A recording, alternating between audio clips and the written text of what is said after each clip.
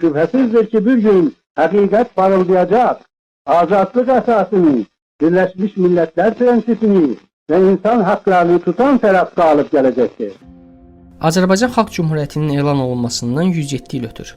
1918-ci il mayın 28-də qurulan Azərbaycan Xalq Cümhuriyyəti Şərqdə ilk demokratik respublika oldu. Qadınlara seçki hüququ verilməsi, milli ordu və hüquqi dövlətin formalaşdırılması sayəsində mühüm addımlar atılsa da, Cümhuriyyət cəmi 23 ay yaşadı və 1920-ci ildə Sovet Rusiyasının işğalı ilə süqut etdi. Cümhuriyyətin bir çox qurucuları Azərbaycanın təkrar işğalından sonra mühacirət etmək məcburiyyətində qaldı.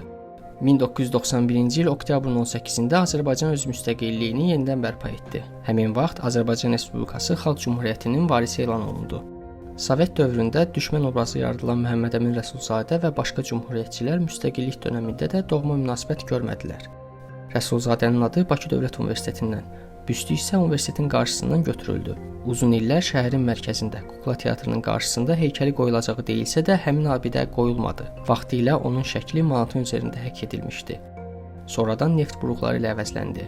Ötən ilin aprelində isə Səhiyyə Nazirliyi İctimai Səhiyyə və İslahatlar Mərkəzinin binasında təmir aparılarkən Rəsulzadənin sözləri əks olunduğu lövhə götürüldü. Həmin lövhədə onun məşhur fikirlərindən biri yer alırdı. Bir kərə yüksələn bayraq bir daha enməz. Bizim gələcək nəsil bizim hardan hara gəldiyimizi bilməlidir. Biz onu orada görəndə elə bir təxminən tariximizi silmiş kimi hesab edirəm. Yaxşı deyil məncə, belə asılması lazımdır. Əslində Azərbaycan bayrağı yüksəklərə qalxır. Yəni bilmirəm, yəni hörmətsizlik kimi fikirləşirəm, hörmətsizlik olur. İnanmıram belə-beləsinə, elə bir adam olmuyor. Yəqin yazarlar, təzə remonta gedir də ona görə. Ötən il Nazirlik lövhənin təmirindən sonra geri qaytarılacağını desə də bu baş vermədi. Bundan başqa hər il Rəsulzadənin doğum günündə və ya Cümhuriyyətin ildönümündə müxalif partiyaların onun Novxandakı abidəsini kütləvi şəkildə ziyarət etməsinə maneələr yaradılır.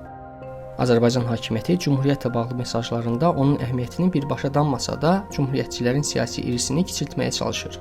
Ölkə başçısı İlham Əliyev çıxışlarında tez-tez Cümhuriyyətin İrəvanı Ermənistana verdiyini, bunun bağışlanmaz xəyanət olduğunu deyir.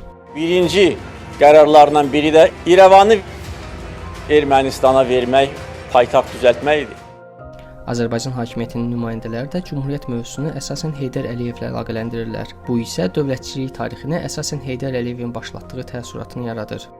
Televiziyalarda da mayın 28-də ekranın küncündə Əliyevin rəsmini görmək olar. Bu yanaşma ilə təsəvvür yaradır ki, sanki rəsmi ideologiya Cümhuriyyəti sadəcə tarixi bir epizod kimi təqdim edir və onun siyasi mirasını Heydər Əliyevin irsi ilə kölgədə qoymağa çalışır.